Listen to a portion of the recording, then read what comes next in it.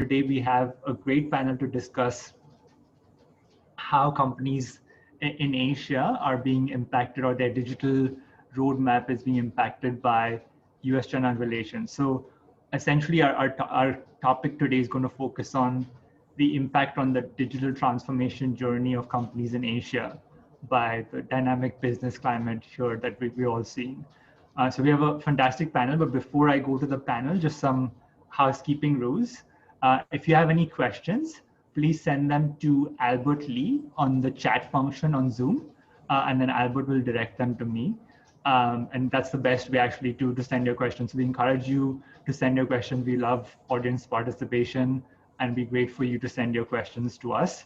We'll try and accommodate as many as possible, but if we can't, we will definitely try to make sure we bring in as many questions as possible. So let me go to the panel. And just one quick point, we have previous Tech Talks loaded on LinkedIn and also on YouTube. So follow us on our LinkedIn page to follow our previous Tech Talks and also for upcoming updates of future Tech Talks. So without further ado, I'll go to our panel and ask them to introduce themselves. So Kelly, Mark, and Michael, if you don't mind, would you like to share a little bit about yourself to our amazing audience? Kelly? Sure, thank you. Thank you, Joel, and thank you, NLS Tech, for hosting this session. And my name is Kelly, and I run the iClick lab for iClick Interactive, which is a marketing technology company based in Hong Kong. And our company connects global brands with the Chinese consumer through technology and media. So I think that's a good introduction, and I hope you guys have a great time with today's discussion. Excellent. Thank you so much, Kelly. Mark, Michael? I can chime in. Oh. Yeah, go ahead, Mark. Go for it. You might guess. Thank you, Mike. Mark Birch here. I am the founder of DevBizOps, a way of bringing developers, operations, but also bringing a business sense to helping organizations to digitize faster. And previous to that, I was with a company called Stack Overflow, very well known to software developers around the world, and was heading up their Asia Pacific region. Excellent. And Mark, thanks so much. Mark is currently in New Jersey, so he's woken up bright and early to join us today. Thank you so much. Thanks, Mark. Michael? No worries.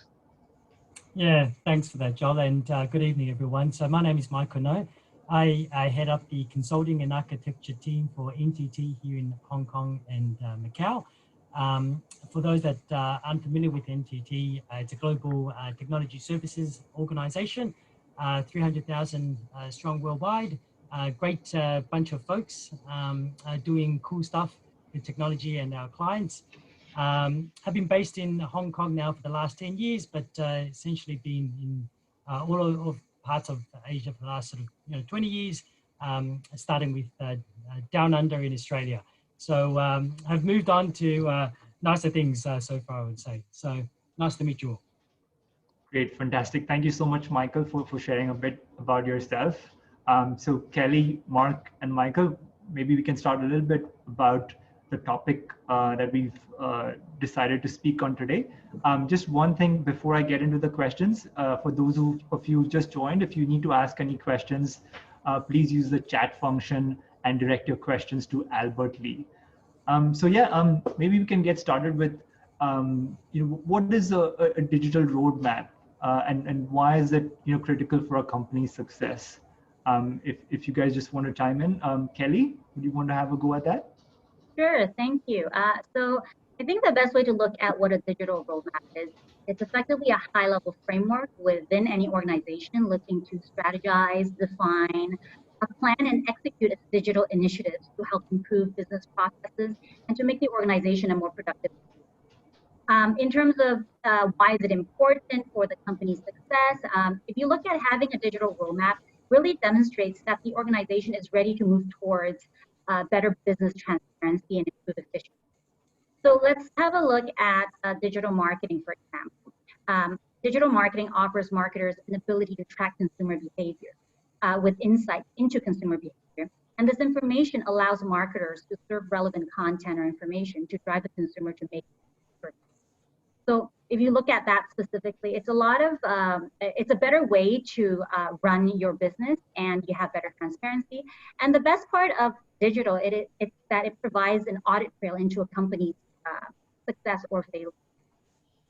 Wonderful, Kelly. Thanks so much for sharing that. Michael, would you like to share anything on this question? Go ahead, Mark.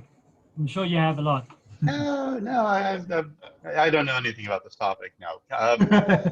Well, thank you so much, and again, thank you everyone that's listening. Yeah, I think a digital roadmap can be a really critical piece in the digital transformation journey. But if we have to step back for a sec, my view on what I've seen from most digital roadmaps is that they're nicely put together. They're very visually appealing documents, usually put together by external consultants and used by executives by legacy companies to justify the appearance of doing transformation. In a sense, it's transformation theater as opposed to transformation execution. And that's a big dividing line. So I think a lot of companies get excited about this opportunity to build a roadmap as part of this overarching vision. But if we look at the data, we look at success rates of digitization, they're not very high. And so if an organization is to take a digital roadmap seriously, it really needs to do two things. First, it needs to be able to visualize that journey. And the theory is great, but underlying that, it has to have real initiatives. Otherwise, again, it becomes digitization theater. But the second thing is that a really good digital roadmap has to align the organization around a vision. Mm-hmm. And oftentimes what I've found is that organizations have a very fluffy vision that is divorced from the actual business objectives of that organization. So digitization is more of a sideshow rather than an actual transformation of the culture, people, and processes of an organization. So if you can set it up that you have the alignment, you have the vision, you visualize the actual components of the work you're going to do, I think you will have success. But the flip side of that, and this is something that organizations need to recognize, is that when you put that digital roadmap out there and you make that declaration that you're serious about this initiative, you'll have people that will align to that vision in your organization. And then you'll have people that will not align to that vision. And that's where the real battle to change an organization starts. Great, thanks for that insight, Mark. Michael, would you like to add anything? Sure, no, I absolutely agree with both Mark and Kelly. And I think just to build on, Mark's last point about alignment, I think a good digital roadmap essentially needs to be aligned to your business outcomes. There's so much, I think, in the digital landscape that can be initiatives that can be done today. Sometimes organizations, and certainly organizations that we work with from a consulting point of view, can get distracted with brand new toys. Not to say that that's not good in its own right, but ultimately, a good digital roadmap needs to be very clearly aligned to the organization's visions and objectives and what it wants to achieve, rather than digital for the sake of being digital. So that sort of vision is very, very important. And I think that's why organizations today, more than ever, need to have that sort of vision. Otherwise, they do get distracted by the smorgasbord of initiatives that are out there. On the flip side of that, I think a good digital roadmap also needs to say clearly what it won't be doing over the time frame, whether it's a 2-year or 3-year. Again, that shows considered thought, that they have assessed the landscape of things to do, and they have prioritized some initiatives over the others. And again, you don't get distracted, 6 months, 1 year down the track with, what about this initiative, and what about that? And I think the third thing that a digital roadmap is important in itself is that it's really a process to have a conversation within an organization. And typically it's a means to engage with cross-functional leaders, not just in the technology side or even the business side, but also with marketing, with the operations, with finance, to engage those division heads and throughout the organization on what needs to be done. And so it's a means to have that conversation. And you know, the roadmap may change slightly or may be revised, but I think it's the process that brings together the organization that's very, very important to you know, come to a common ground. And I think by doing that, and Mark sort of alluded to this, is when you go into execution mode, the organizations behind it, they feel like they're on board, they've been engaged, they understand it, and it's you know, they bought into to that roadmap. Otherwise, it becomes, you know, something that's created by some corner of the organization that nobody else truly believes in and doesn't want to execute it upon. So, you know, those are the sort of three key elements, I think, that are critical to the success of a digital roadmap. Great, thanks for sharing that, Michael. Yeah, I have to concur. Actually, just one follow-up to that is, if it's not this cross-functional initiative, it will always fail. I can't tell you the number of times when organizations brought in a chief digital officer. Right? Okay, so what does a chief digital officer do? Well, they're supposed to lead the digital transformation effort. Well, now what you've done is you've realigned the executive suite, and now everyone else on the executive team is thinking, oh, well, that's the person, that's the fancy fly boy or fly girl that we brought in to make everything digital. So I just kind of have to like hang out and do nothing. And that may sound very cynical, and no one will actually ever outright say that. But you do see a very subtle adjustment which happens in the organization. And so people start to form factions. And this particularly happens from a technology standpoint, where some people are now doing the fancy innovation stuff. And then there's a whole bunch of other people kind of in the back room in the not fancy office that doesn't have the fancy snack rooms that are not doing the fun, cool, innovative things. They're doing the BAU or business as usual activity. And those types of cultural things are hugely destructive if you're putting out digital roadmap and you want to make that digital roadmap reality. Absolutely agree, Mark. And I think obviously, like all three of you said, your digital roadmap is essential, but from what you're hearing and speaking to, you know, your colleagues and your clients, what do you think is the one thing that is concerning most of the companies here in Asia from a digital perspective when it comes to the current international business climate? If, you know, Michael, Mark, Kelly, any of you want to take up that question?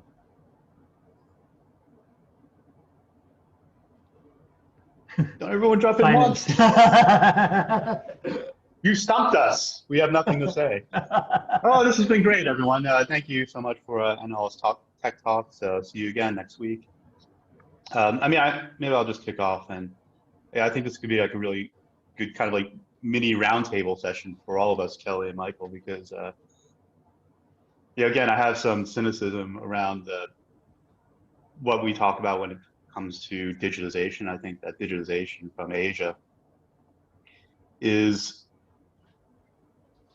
maybe a bit misplaced, because I think the approach is, let's think international, global. And I think the competition has nothing to do with what's happening in the US, Western Europe, anywhere else on the planet. Yep. The competition is in your backyard. I just kind of want to put that out there, because I don't think the battle is like versus like insurance company A in the US versus insurance company B in China versus insurance company C in Singapore. It's, oh, I'm in Hong Kong and there's these virtual insurance companies that are nipping at my toes. Absolutely. I mean, Yeah. what do you think, Kelly? Absolutely. I think, well, I was thinking more around traditional companies in general, especially in Asia. There are a lot of these companies that haven't digitized, or at least they're less mature in that sort of digital evolution. So I think business continuity is always key from your traditional Chinese boss or Asian boss perspective, right? And then around that, you know, fortunately or unfortunately, given this COVID situation, a lot of organizations are starting to realize, oh, you know, it's time to up my digital game, right? The digital is not just a channel for communication anymore. It's a real channel where business happens. You know, I really need to start thinking about that, right? So all of them are starting to think about, how do I improve this digital communication channel? And, you know, given that, especially globally, if you look at a lot of these rising stars, we talk a lot about these social media players, you know, given, for example, in Asia, certain ones do better than others. In China, certain ones like WeChat will probably do better than your WhatsApp, or when you go into just most of Southeast Asia, you have your Line and the Kakaos, right? You have these different players, but ultimately, depending on where the business wants to grow, you cannot ignore these channels, right? And I feel like one of the biggest part and how they're dealing with it is that they first need to be on these channels. They need to make sure that they're appearing, their content, their communication and opinion are actually appearing on these key mainstream social channels. And the other thing really is to ensure that they continuously have the right exposure on the right channels, depending on which market they're trying to develop. No, completely agree, Kelly. Thanks for sharing that. Michael? Yeah, I was just going to add, look, you know, I think for a lot of companies today, and especially in Asia Pacific, and given the sort of current environment, I think a lot of them are really uncertain about the next sort of change, or the next sort of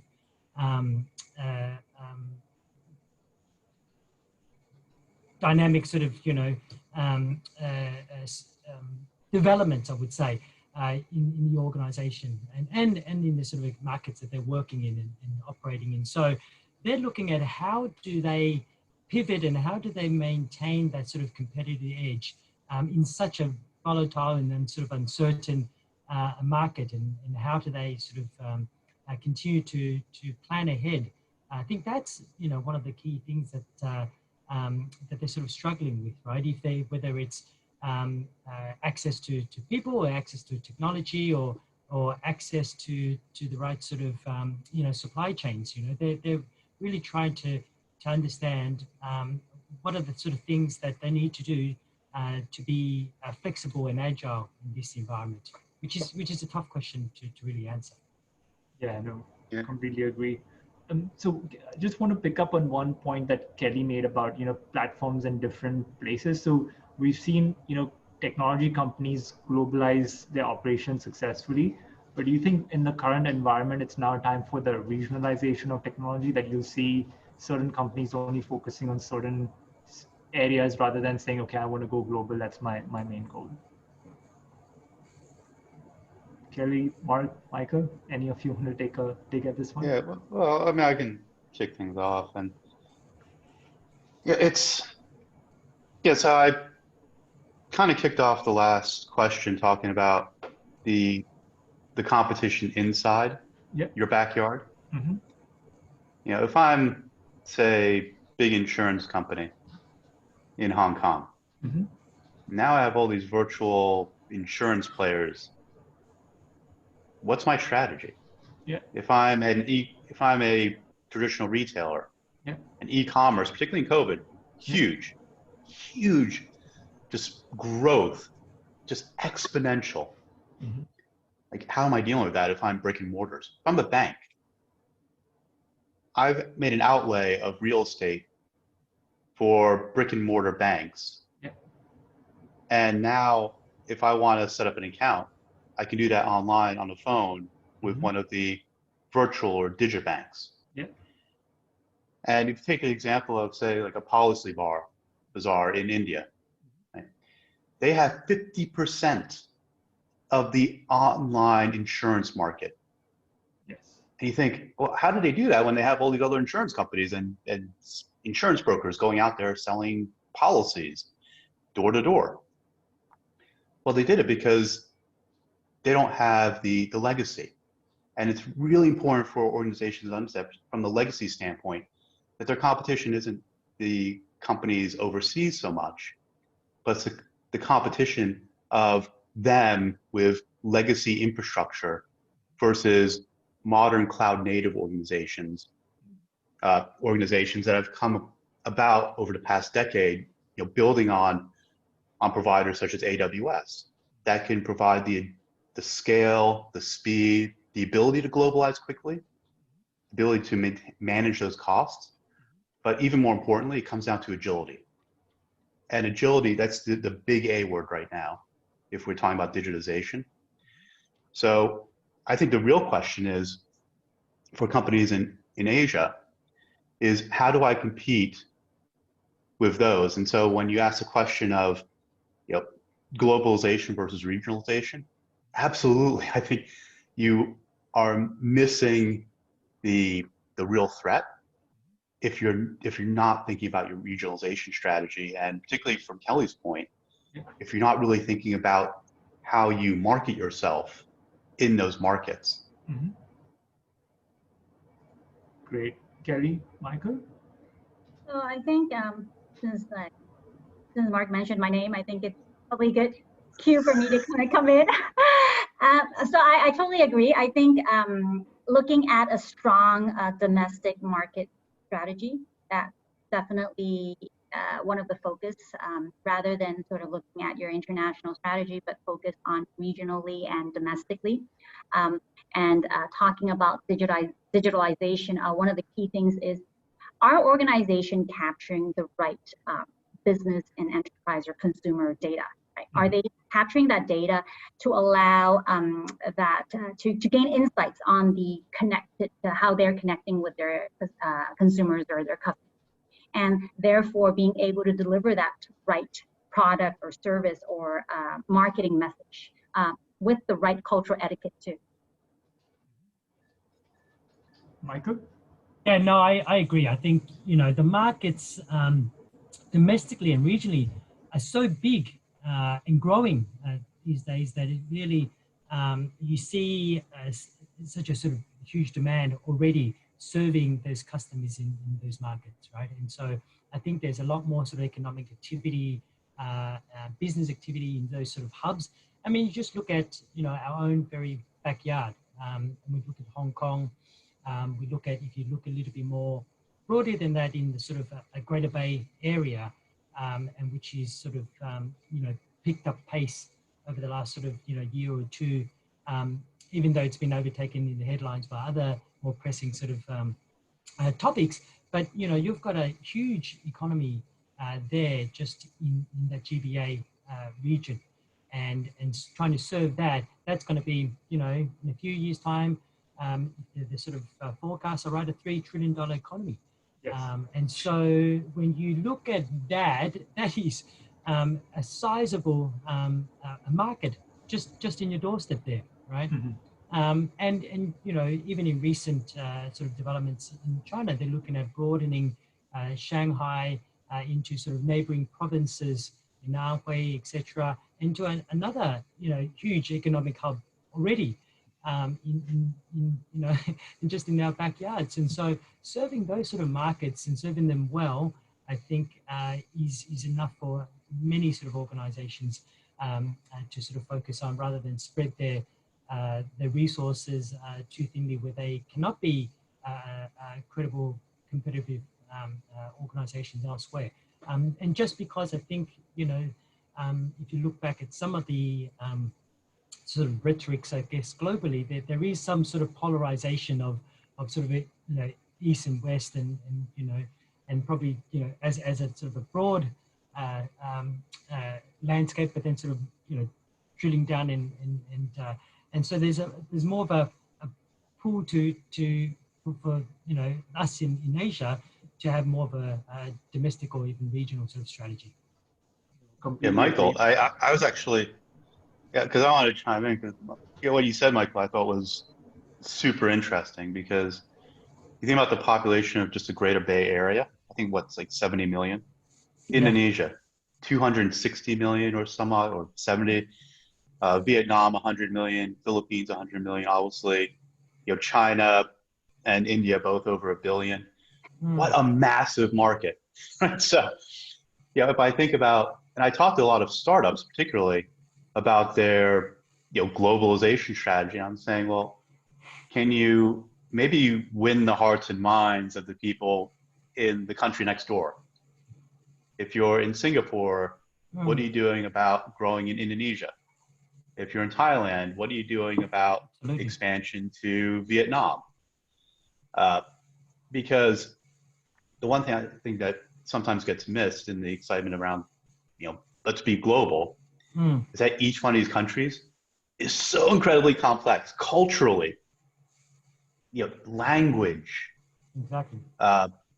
Just if you get down to like all the techie stuff, data sovereignty laws and presence laws, wow, hugely complex. Like if you start to think about moving your infrastructure to cloud, now you have all these complications. Many countries have still not established their a real cloud strategy. If you go to Pakistan, for example, they're still figuring it out. So many organizations are just stuck trying to figure out how they go to a more nimble and faster infrastructure.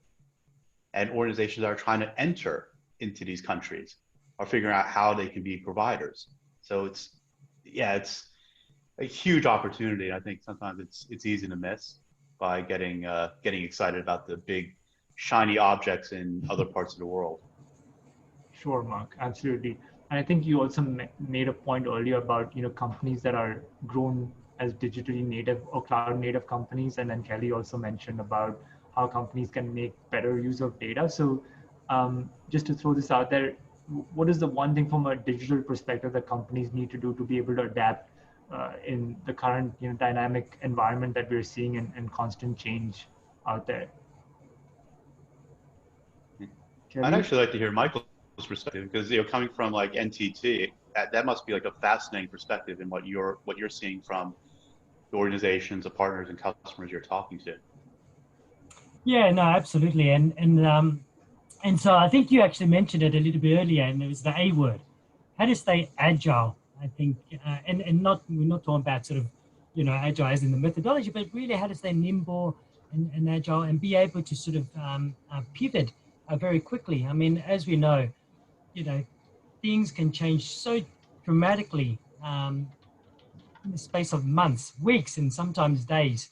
With the stroke of a pen, an executive order gets executed, and a company that had such a bright future, CEOs just resign, right?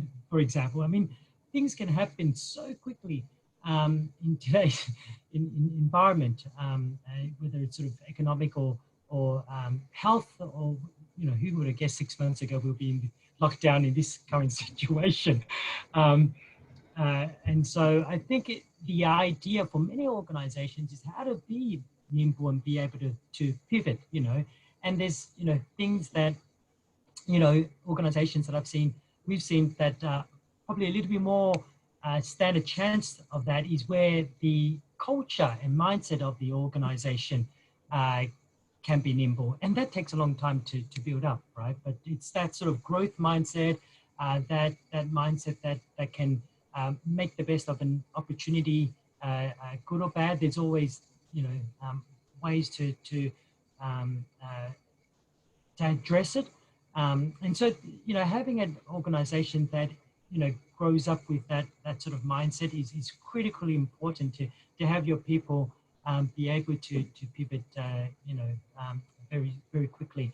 Obviously some business processes as well, and if they're sort of all centered around the customer, that stands you in good stead. Rather than being focused inwardly, then you're going to be stuck. But whereas you follow and keep your eyes on the prize, which is the customer, then those companies stand a high chance to to succeed.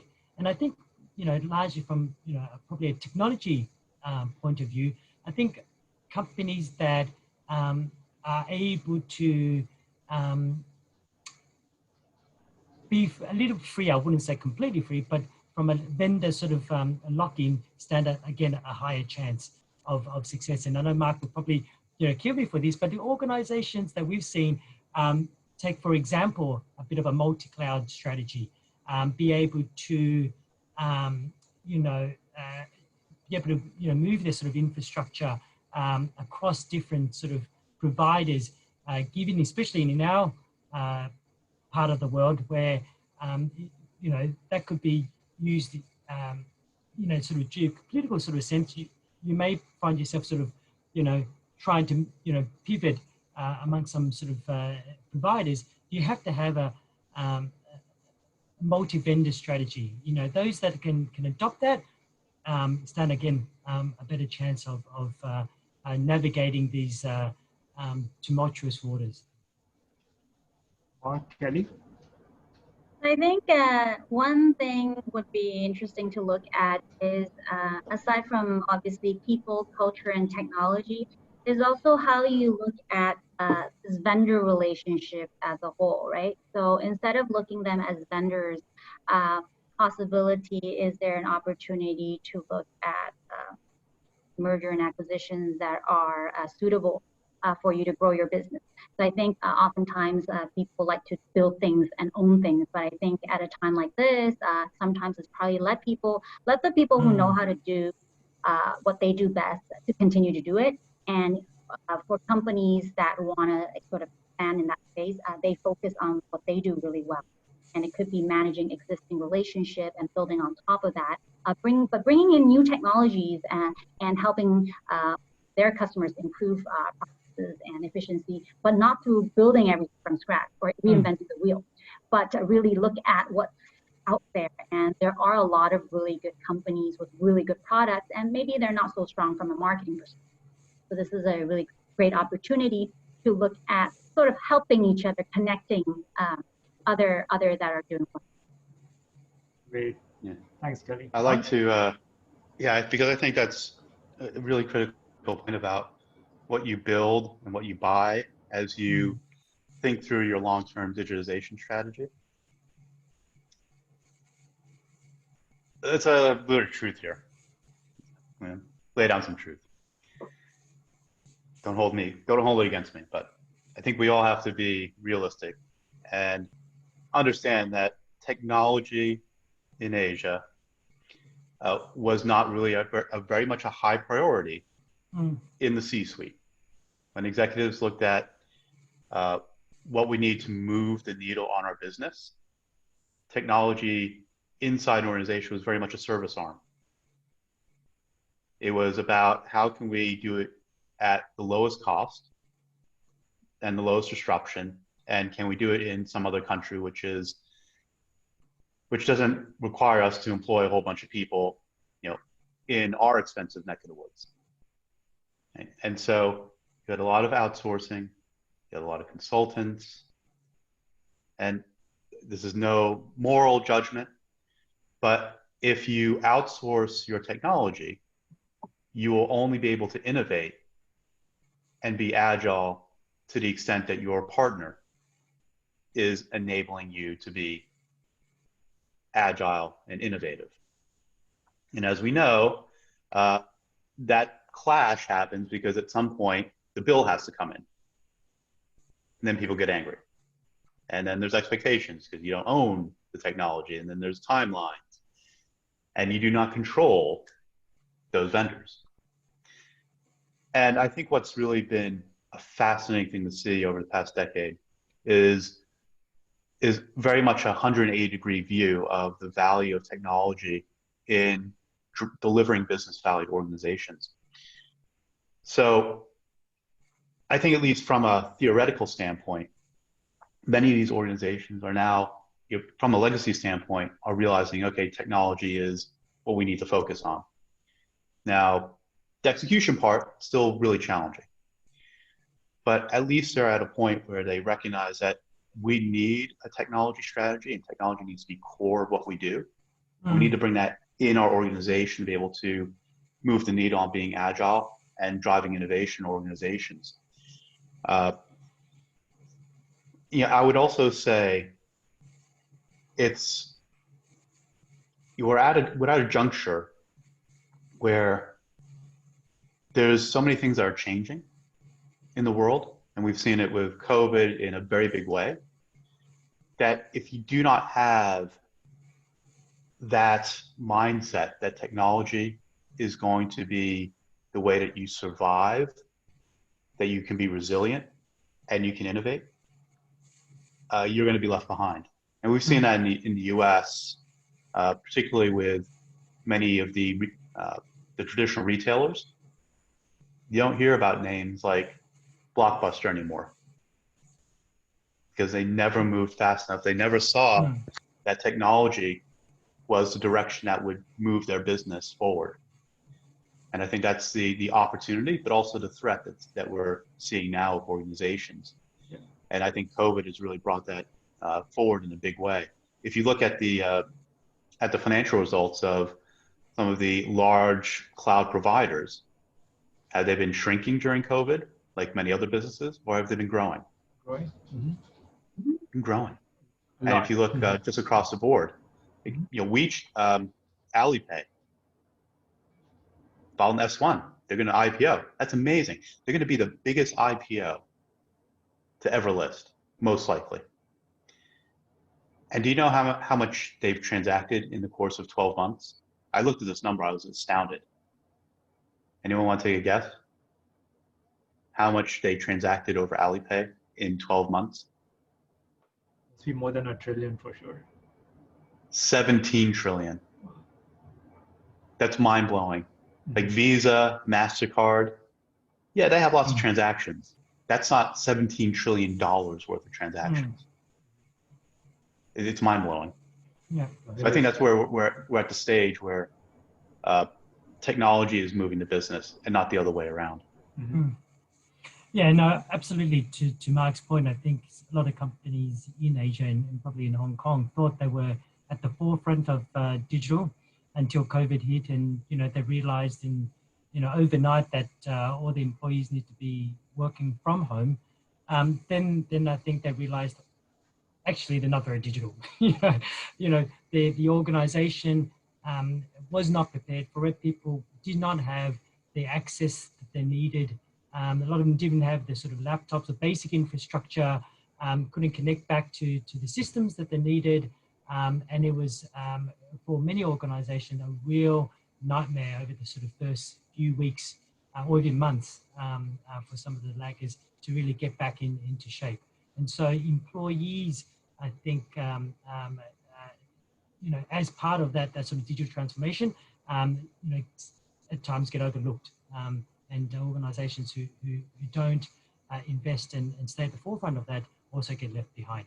And then, organizations that, again, realize that customers can't physically now walk into the stores and buy the products that they always loved and wanted to. And Hong Kong we've been a little bit spoiled, I think, where we, most times walking distance to all the conveniences that we have.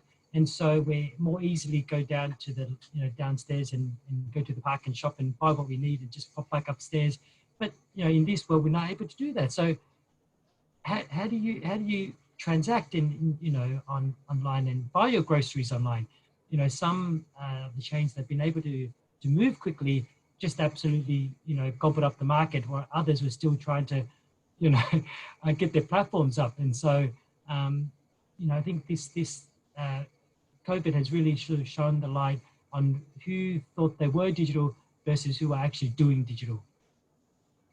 Yeah, I'm curious. Michael, you were a little quite gentle by saying that we're a little bit spoiled in Hong Kong. little spoiled, just a little bit.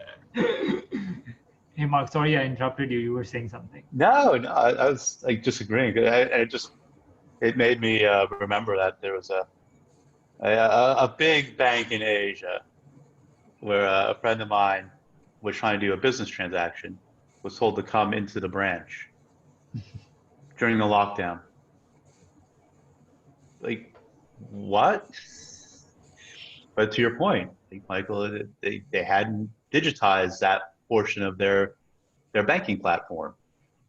So they were stuck making people do things that they really shouldn't be doing, which is going out during the midst of a lockdown. So yeah, this stuff it's now risen to the point of business criticality. Like we can't transact business if we aren't digital. Mm-hmm. And Mark, you were saying a little bit about Alipay earlier. We've seen in Asia, obviously, and especially in China, we have these platforms, WePay and Alipay, doing extremely well. We don't have anything similar in the West. You see, or Michael and Kelly as well, any similar platforms coming up in the West because of the success we've seen in China? Well, I'll kick off because I'm here in the U.S. The answer is no. But again, you have to think about the run up to why things exist today and what that journey looked like. I lived in Beijing in 2003, and yeah, there was definitely cell phones, but technology was very much rudimentary.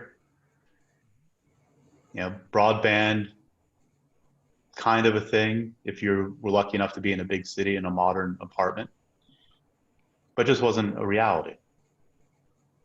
And China is a perfect example of a country which has risen from a particular point in time to being one of the largest economy, the second largest economy in the world.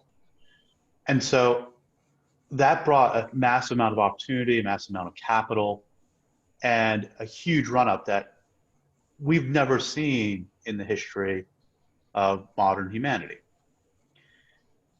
And opening up an entire huge middle class that didn't exist 30 years ago. So you need to understand kind of the scale of why things exist. Same in India. Now you have platforms like Paytm. Why is it so successful? Because there wasn't the infrastructure to support that type of payments infrastructure across the entire country. Why is it that a lot of banks like, say, DBS are launching digibanks in India? Because they know, one, that's where the market is. Two, there's a massive number of unbanked in these large population centers, and that's a massive opportunity. But they can only do that. They can only reach those individuals if they are digital. They're not going to open up branches. It makes no economic sense. Mm-hmm. And that's the opportunity that's been delivered, because I can go to India right now. I can buy a SIM card with data, and it's less than $1 for like a terabyte of data. I mean, it's ridiculous in terms of the cost to deliver an immense amount of power, information, services onto a hand phone. So the US, Western Europe, that's not the case. They had infrastructure. They had things built up. So that's why we may not see the WeChats, the Alipays, the more advanced type of mobile services that you see in, say, Korea, like Naver or Kakao, or some of the things that you're seeing in Southeast Asia with Grab and Gojek, which are these super apps. Well, because that's what is working based upon what existed in the past, which wasn't much, and it's bringing a bunch of services that didn't exist 5 years ago. And that's not the case in the US. Will that change? I think so. But because I think people are starting to realize in the West that these conveniences really do matter. For example, with the lockdowns in the US and Western Europe, that's been a huge rise for e-commerce. That's benefited companies, not just the Amazons of the world, but anyone that's in the e-retailing space. Shopify has done amazing work and has seen amazing growth in this time, because so many vendors and sellers want to be on a platform that allows them to sell digitally. And you're seeing the same thing with the food delivery services, which, back, a year ago, they were kind of used, but they weren't big. That was more like a big city thing that companies would do to get lunch for employees for meetings.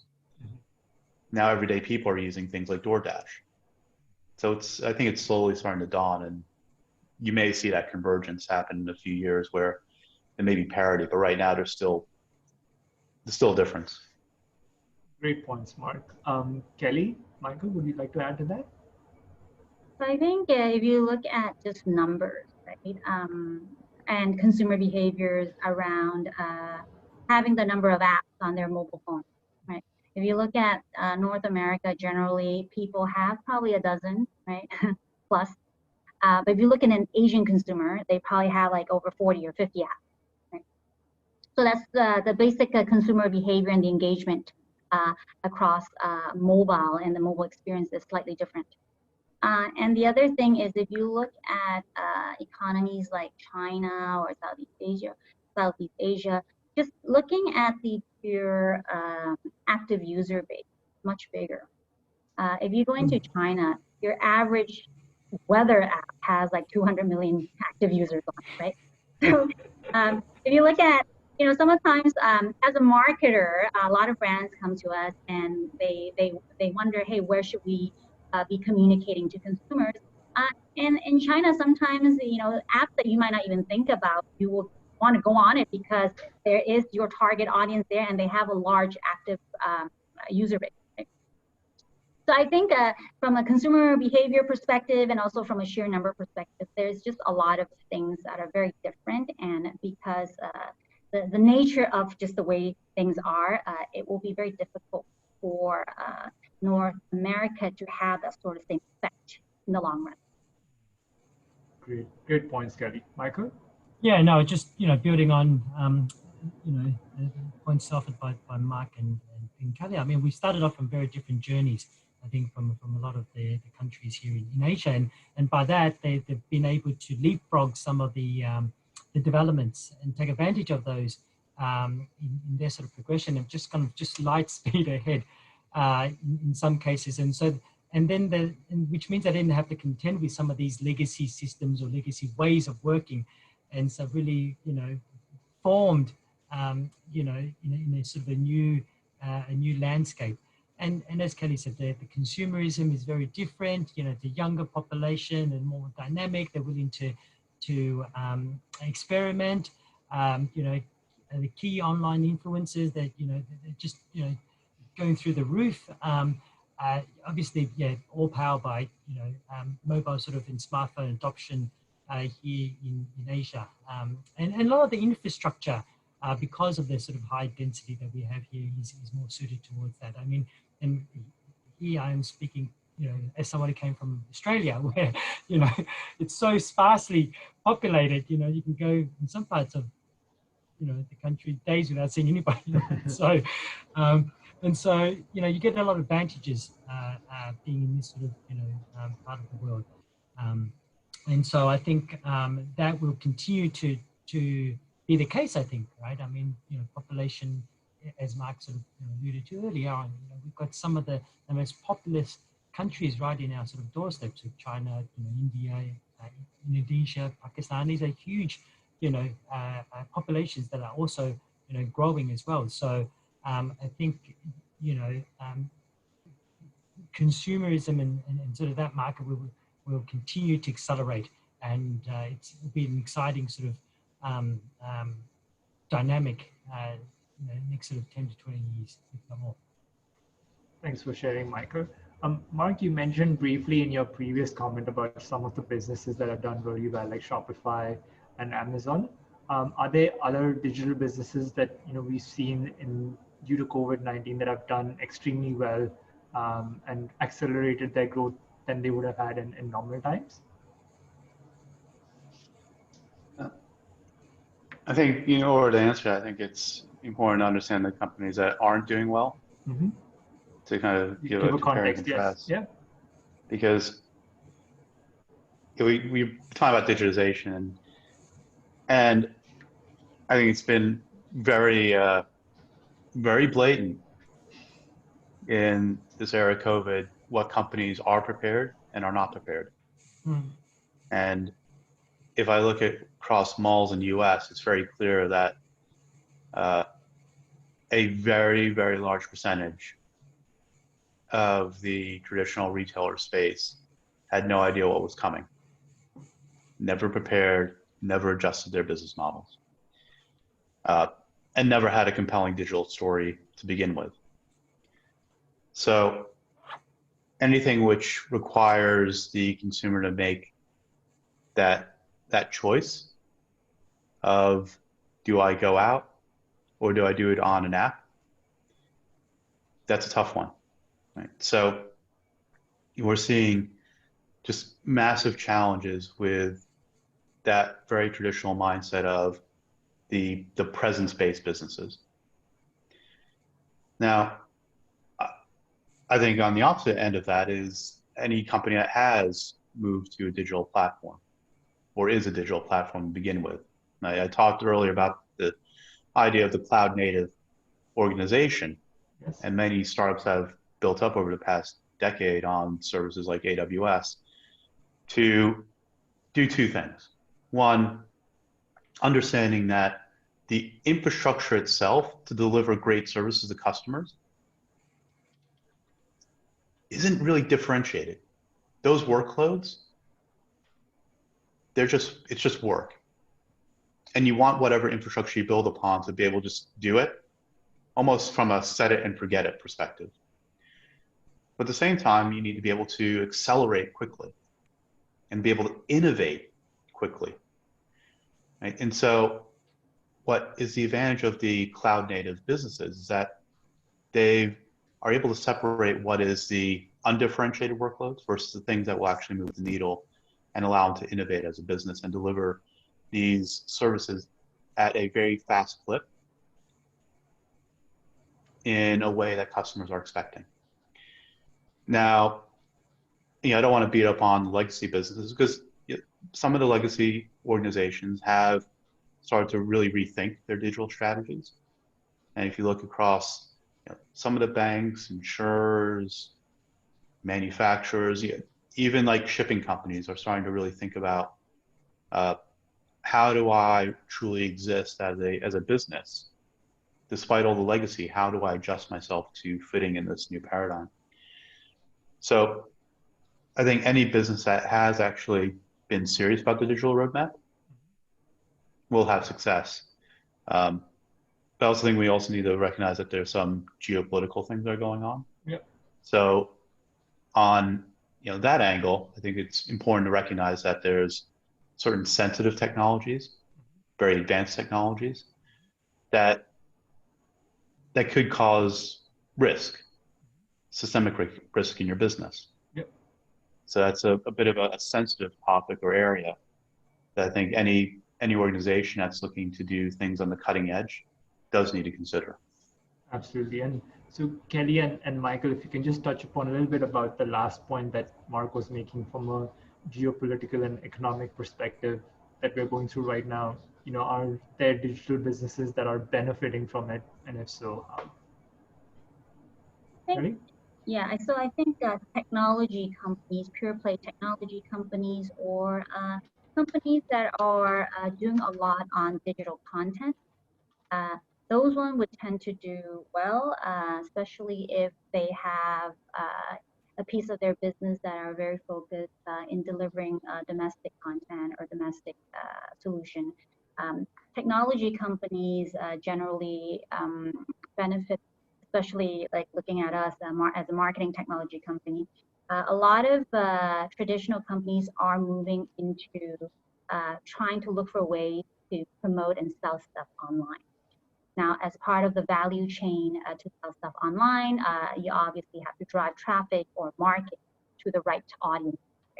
So marketing technology definitely is benefiting a lot because even if you're not selling cross-border, you can still sell domestically, and this can still be handled by a marketing technology platform. Excellent. Excellent, Kelly. Michael? Yeah, look, I think, even with this situation, I think some time, the sort of, pillars of success criteria still sort of stand true. So, if an organization can just be nimble on its feet and be able to pivot where, the customers are heading, will always be, I think, successful, whether it's geopolitical or other sort of factors that are impacting, I think, the current situation. But those, I think, organizations that can leverage, I think, flexible sort of infrastructure, I think, as Mark sort of mentioned, those companies, I think, are going to benefit, be able to, speed is very critical, that flexibility is critical. Those that can adopt those sort of services around cloud computing, I think they're going to stand a better chance to be able to ride this sort of the wave, and so, overall optimistic with, with the environment, and really takes strong sort of leadership in an organization and a good sort of culture. I think, we still the sort of success criteria is even in this sort of tough situation. Understood. And Michael, just to build on that, on the flip side, we were talking a bit about, companies who have struggled or not done so well because of the current international business climate. Is there any silver lining for them that, they can see something out of this situation or environment that can benefit them in the medium and long term? You look, for better or for worse, I'm an optimist at heart. I think, what we've got here is tough at the moment. However, I do believe, we'll sort of ride it.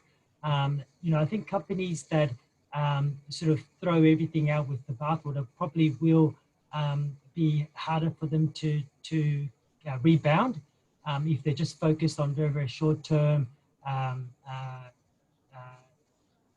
sort of reactionary types of policies within the organization. Will get drawn down and bogged down when things begin to recover. And as an example, companies that have probably a longer term view, a medium or longer term view, would probably find that the market, and you guys would probably be closer to these too, got some great talent on the market, today and during this environment. And those that are got the foresight and patience to be able to invest in talent now have, especially in the tight market like Hong Kong, probably more choice in terms of talent. And so if they're willing to look sort of further, and cast their sort of eyes further down the track and see how, if things, when they recover, how they would be in a position to capitalize on that. But overall, I think, some of the themes that we spoke about today about growth in the GBA markets, overall sort of digitalization, and if you look at even, some of the best is yet to come. I think when you look at some of the IPOs that are likely to come online in sort of 6 to 12 months, some of the biggest IPOs that we've ever seen will probably come to Hong Kong and Shanghai. So I think there's confidence, in the long term. So I don't think we need to be too pessimistic about that. Love the optimism, Michael. Thanks for sharing. Kelly, Mark, would you like to add to that? I'm an optimist also. Great. As an optimistic person, I think it's a lot about focusing on the right priority. So it gives a lot of these companies a second chance to look at how to reprioritize some of their sort of strategic needs and priorities. And it's really about building the right foundation first. And part of this right foundation, a lot of it has to have a component of the right technology and digital as part of their overall, their overarching development of the business future. Great. Thanks, Kelly. Mark? Yeah, I want to come back to a point I was making before.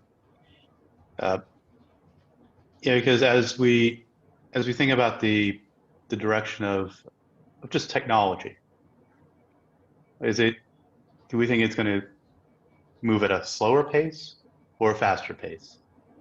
And I think once we kind of look at technology digitization from that lens, I think the imperative is there. And I think there's this massive wellspring of innovation which is coming across, and you're seeing these pockets grow all over. And what I think is truly inspiring right now, the Greater Bay Area, Southeast Asia, Asia in general, if you look at the number of unicorns just in this part of the world, just in Asia alone, it dwarfs any other region in the world. And before we focused on China because obviously it's the biggest of the markets. But we're seeing those unicorns emerge in Singapore with incredible companies like Grab, C Group. You're seeing companies like Tokopedia. We've seen Lazada. Indonesia has Gojek. India has a number of incredibly fast-growing and significant technology companies that are cloud native. And you're starting to see these pockets open up in Ho Chi Minh, Bangkok. Seoul is a developing startup ecosystem, Tokyo. And so the entire region is just blowing up with innovation. And if there's one thing any organization needs to think of right now, it's where am I in that digitization story? If I'm a startup, you are that story. If you're not, what are you doing to compete in that ecosystem? And so going back to the very beginning of this conversation, when we talked about how things are moving in Asia versus the US or Western Europe, and thinking about globalization, I think it's actually a very different dynamic. I think that the conversation, what's really exciting right now, is that if I am starting a company in Asia, that opportunity it's unfathomable, and the opportunities for developing, particularly cutting edge technologies like AI, ML, you're starting to see a lot of those core technologies starting to be developed in that region. It's good to see three optimists on the panel today. We have so much optimism today, so that's great. And we were kind of almost at our last question. I'm just going to ask each of you to take out your crystal ball and make a prediction around 5 years from now. Where do you see, how do you see globalization impacting the digital environment? Do you see any trends or something particular that you see coming through in the next 5 years? Who wants to go first? Kelly? Do you want to make a prediction? Need to find my crystal ball. Prediction. I feel like there's one key thing that digital is definitely the way to go. More importantly, having the right data strategy around how to go digital. So meaning that a lot of the decisions that will be made will be based on insights backed by data rather than just pure gut feel, simply because we're collecting and capturing data around a lot of business going digital. That's one aspect of it.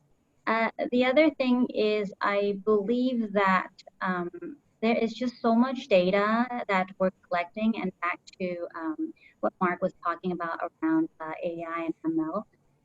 These data are now being processed at a much faster rate, and then the data visualization are being made more, or a lot of these interfaces are simplifying the data visualization, which allow a lot of the ordinary not very technically savvy folks to get a better perspective of how they should run their business, because they actually have solid insights around their business. So I feel like really data, AI, machine learning around, and a lot of around taking data and intelligence around the data to develop a stronger business.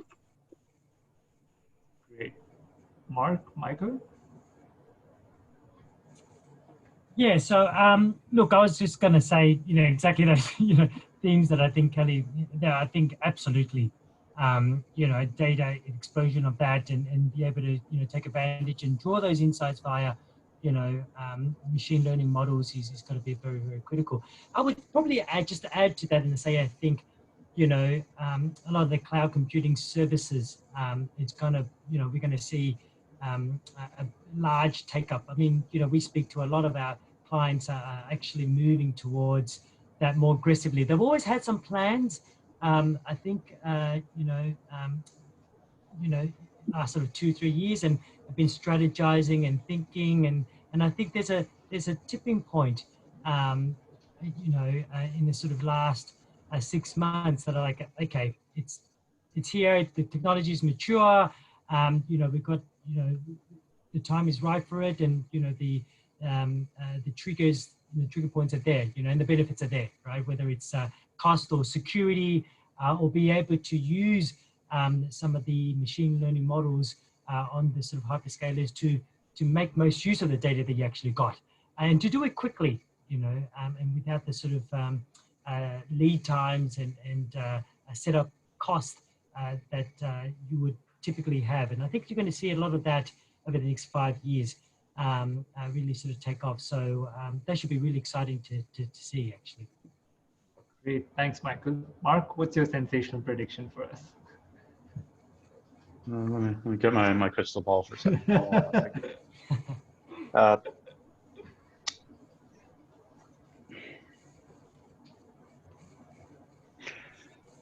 Let me leave you with 3 thoughts. 2 positive, 1 warning. So following on the very astute comments from Kelly and Michael, rapid digitization and the rapid acceleration of digital, it's overtaking the incumbents that are stuck in legacy. And a big driver of that is how you can mold data for insights. And that is really the incredible value that AI ML unleashes. And the organizations that can adopt those technologies can unleash the power and start to drive better decisions, not only for the business, but also for the customer. And the whole point around digitization ultimately is, how can we better serve the customer? I think Michael said this very early on, which is, if you're looking inside the organization, you'll never change and you'll never deliver real value.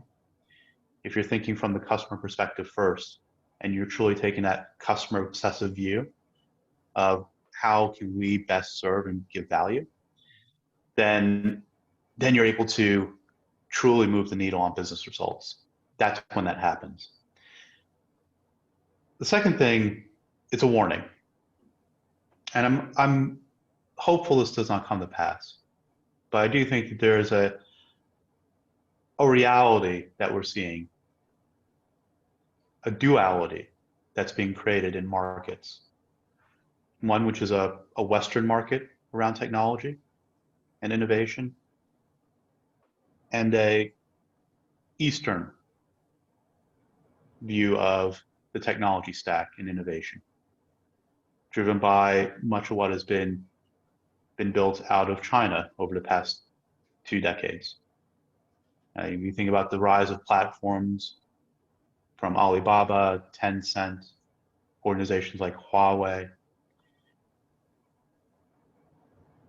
all great technology companies, lots of great innovation. I do have a concern that we are trying to build that there's forces that are trying to create moats where it's not for the benefit of mankind. Right?